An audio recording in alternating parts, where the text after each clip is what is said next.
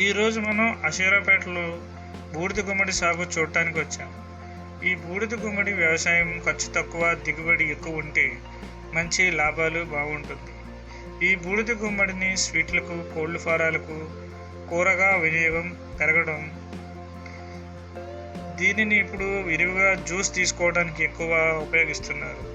దీనికి కూలీల అవసరం తక్కువ. ఎగుమతి కర్ణాటక, కేరళ, తమిళనాడు చేస్తున్నారు. టన్ను 5,000 నుంచి పైబడి ఉంటుంది. ఒక ఎకరానికి తక్కువగా చూసిన 15 నుంచి 20 టన్నులు దిగుబడి వస్తుంది.